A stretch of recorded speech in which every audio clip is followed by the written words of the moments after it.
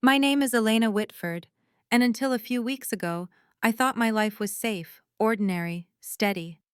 I was a mother, a wife, a daughter, someone who believed in family, in loyalty, in the quiet comfort of routine.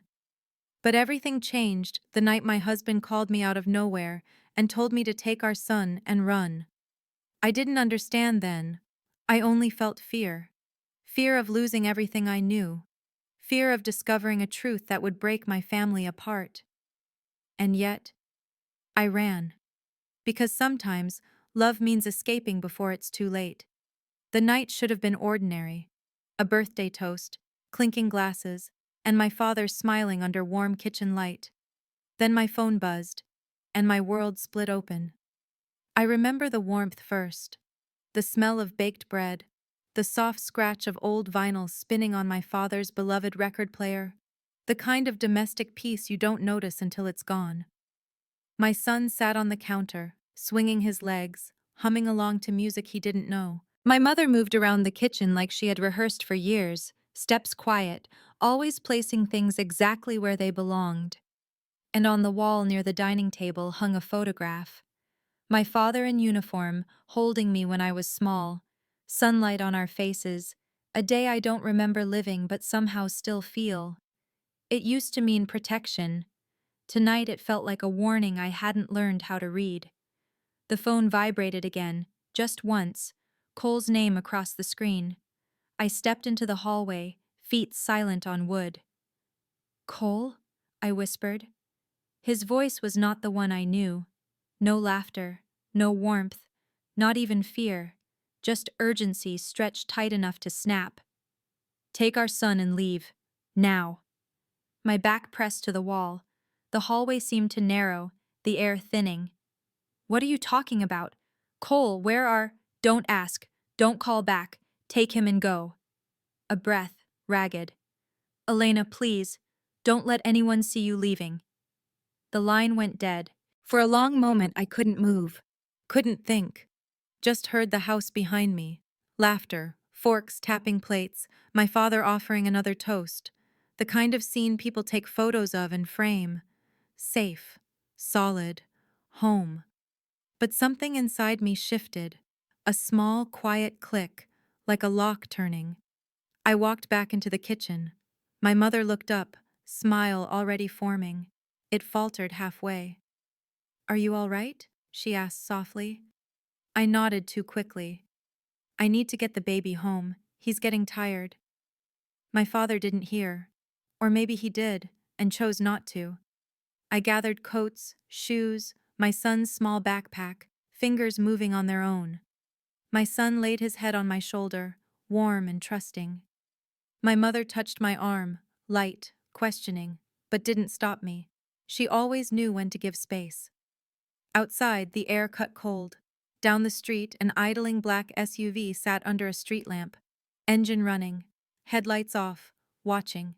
I didn't look twice. I just buckled my son in, hands trembling only when I let them. We turned the corner. Then, a sound like the sky tearing open. Light filled the rearview mirror, orange, violent, devouring. The house, my childhood, gone in a single bloom of fire. My son stirred, eyelids heavy. "Mom, are we going home?" "We don't have one anymore." Silence is louder when you're running from something you don't understand. The neon vacancy sign blinked like a tired eye outside, red light leaking through the thin curtains. I slid the deadbolt, clicked the latch, then dragged the motel chair under the knob until the legs scraped, too loud, and stopped. The heater in the corner hummed like a dull animal, blowing air that smelled faintly of old carpet and cigarettes. My son curled on the bed with his shoes still on. I couldn't bring myself to wake him just to finish a ritual that pretends the world is normal. I rinsed ash from my hands at the sink and stared at the mirror. The face looking back wasn't afraid, not exactly. It was cauterized. Fear had burned off in the car somewhere between the exit ramp and the gas station where I'd found the flash drive in the glove box, wrapped in a torn napkin with Cole's handwriting, sharp, no-nonsense letters that never wavered, even on birthdays. The black SUV kept replaying in my head, motionless, patient, the way some predators don't bother to chase. Real danger isn't pursuit, it is surveillance. It sits, it waits, it already knows where you're going. I eased open the door to the lot, just enough to reach the car. Frost etched the windshield. The glove box stuck, then gave. The flash drive was small, plain, unremarkable. Exactly the kind of thing that changes a life. Back inside, I set it on the rickety desk like it might jump. My phone vibrated. Unknown number. I almost ignored it, then thought of fire and answered. Elena, a man whispered, voice papery. It's Nathan Brooks, don't go home. Oh, don't trust any incoming calls from base. Static swelled. Nathan, what is happening? Is my father? Don't. Every word you say is a light in the dark. Move only when you must. A sharp breath, as if he'd turned his head. You weren't supposed to be at the house tonight. The line cracked and died. I stood a long time, listening to the heater and my son's small sleep noises. Cole's voice, Nathan's warning, my father's toast, three tides pulling in opposite directions. I didn't know who to trust. Maybe that was the point. I opened the laptop, killed Wi-Fi, dimmed the screen. The flash drive slid home with a decisive click. For a few seconds, nothing. Then a single encrypted file emerged, titled in Cole's tidy way, Read when safe. My hands were steady, my breathing wasn't. I typed the passphrase he'd taught me 10 anniversaries ago, a joke back then. The document unfolded into coordinates and a date, December 12th, tomorrow. I looked at my son, the rise and fall under the motel blanket. A sob tried to climb. I pressed it down until it became a breath. Someone close to me already knew I would run. I shut the laptop and packed in the dark. Bottle of water, granola, the compass I hadn't touched since college, the flash drive wrapped in a sock. I rested an hour beside my boy without sleeping, counting heater beats, watching the red neon fade as the sky thinned. At dawn, I load my son into the car again. My hands shake. We're going to find your father. We don't break when the truth hits us. We break in the seconds before, when we sense it coming, and know we can't unhear it.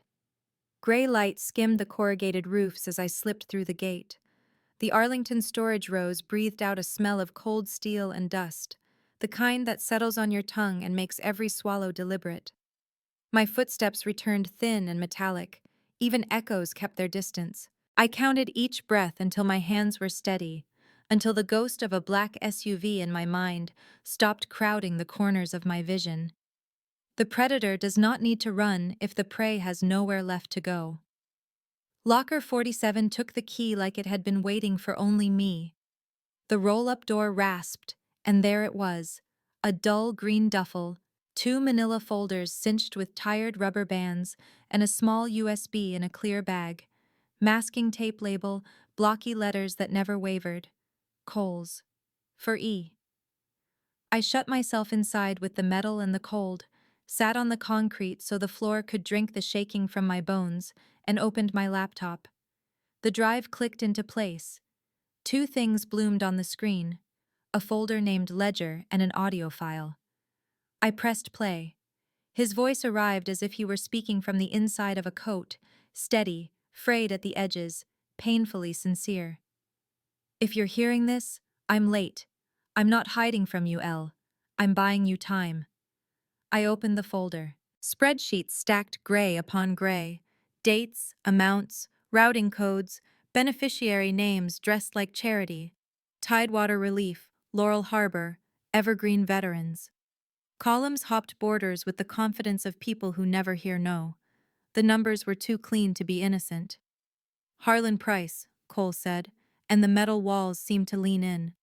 Philanthropic defense contractor. Banquets, folded flags, endowments. Under it all, a data routing network that wears a veterans charity like a halo. Specs and test footage go in. Consultancy fees and offshore grants come out. To sell the illusion, he needed a trust seal. Another worksheet slid open. Contracts and approvals. My father's name anchored a signature block. Colonel Raymond Whitford, Raton. Ink so steady it could have been carved. Endorsement language. Vetting committee notes. My breath snagged. My fingers began to tingle with cold, and something worse. He may not know, Cole went on. They reuse templates, pull a signature through a proxy, call it efficiency. You borrow a clean name to bless a dirty passage. I scrolled to Norf 12. A memo. Seal verified. Proceed. Initials I didn't recognize. Photos followed. A marina meeting under pale cranes. A ballroom where carpet tried too hard. Harlan Price angled toward my father like gravity had manners. Dad's posture was textbook, listening for the right thing, the way he taught me. My hands trembled. I lowered myself fully to the floor, felt the cold through denim, and made my breath a metronome. In, 2, 3, out. 2, 3. A red note in Cole's hand glowed at the margin. Signature obtained post facto. Template reuse. Committee proxy. The world didn't tilt. It clarified. On the recording, he paused, as if checking a hallway. I tried channels, got burned, so I left you breadcrumbs. If you can reach internal affairs, say the name, show the ledger. If you can't, don't be a hero. Heroes die for headlines, or live for our son. Silence pressed in, then his voice returned, lower. If I'm wrong, I will die regretting this. But if I'm right, someone close to you already knows you're running. My father, or the men around him, I whispered, and the words tasted like ice. Footsteps slid into the corridor, measured, confident, the kind that expect doors to open. A shadow thinned across the light seam under the roll-up. I closed the laptop. The screen caught a pale version of my face and let it go. Folders into the duffel, photos face down. The USB burned a square of heat in my pocket. A knuckle brushed the metal once, a polite knock from someone who didn't need permission. Nathan grabs my arm, whispering, "Don't look at the SUV, they already know we're here." Not every battle is fought on a battlefield. Some happen on marble floors, under stained glass, with God watching. Noon poured through the chapel windows in sheets of color, red and blue falling across the pews like quiet flags. I felt the compass in my pocket, its weight too small for the decision it pressed upon me. Direction used to be a bearing on a map. Now it was a question. What does loyalty mean when truth hurts? My father sat in the front pew, coat straight, sling neat, the proud line of his back bending almost imperceptibly under something heavier than pain. We didn't speak at first. We listened to the chapel breathe, a vent's low sigh, the faint click of settling wood. Silence was more painful than shouting, because it didn't give either of us a place to hide. Footsteps. A woman in a tailored suit entered with a folder hugged to her chest, badge bright against gray. "Agent Dana Mercer," she said, voice precise. "Internal Affairs." She nodded to my father with a respect that wasn't deference. "Colonel Whitford, thank you for meeting in a neutral space." He nodded back, jaw tight. "If there's truth to speak, speak it where men swear it matters." The doors opened again. Harlan Price arrived with two quiet men who looked like they were trained to be furniture until the moment they weren't. He wore confidence like cologne. "Colonel," he said warmly, like a donor greeting a plaque. "Elena, dramatic venue. Will there be hymns?" "Only if you ask for mercy," I said, my voice steady as the marble underfoot. Mercer set the folder on the front pew and opened it with the reverence of liturgy. Chain of custody forms, copies of the ledger, transfers sketched like veins. "Mr. Price," she said, "we will review this in order." He smiled, the patient smile of a man who had already built an alibi. "I'm sure you'll find my philanthropy has bored auditors for years." The chapel door sighed once more. A figure stood in the threshold, light behind him, one arm in a sling. He looked smaller for a heartbeat, then the room recognized him, and he became himself again. Cole. The breath left my chest so cleanly it felt cut. My father turned as if yanked by a wire. Relief, devastation, and shame crossfading across his face. "Son," he said, "not by blood, but by the only word that mattered." Cole's eyes found mine and softened like a wound seeing light. He nodded once to Mercer, then faced Harlan. "You built a halo," he said, voice scraped but steady. "You wore veterans like a mask so you could move what you couldn't own." Price's smile frayed. "That's libel, and you're injured. Perhaps your memory." I stepped closer, compass hot against my palm. "You didn't just sell data," I said, and let the line land in the quiet. "You sold my father's name." Something unclenched in the room. It wasn't victory. It was the end of pretending. Mercer lifted a page, tapped the bottom corner. "Template reuse, proxy authorization, post facto signature bleed. We have the authorizations you routed, and the emails that confirm intent." Price's gaze flicked to my father, hunting for shelter he no longer owned. "Robert, tell them. You and I." "My name is Raymond," my father said, each syllable at attention. "And I stood when the flag did. You used that." Mercer's tone did not rise. It didn't need to. "Harlan Price, you are under arrest for treason." For the first time, his face broke, the practiced angles slipping into something raw and brief before he rebuilt them. The MPs took his wrists gently, as if the marble might bruise. My father's shoulders sagged, the bend no longer imperceptible.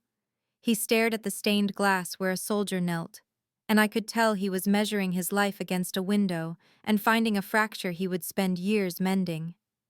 Cole stood beside me, our sleeves touching, the smallest proof of life I would ever be given. As MPs take him away, Price looks at me. "Truth won't save him, not from what comes next. Justice doesn't return what was lost. It lets you live with what remains."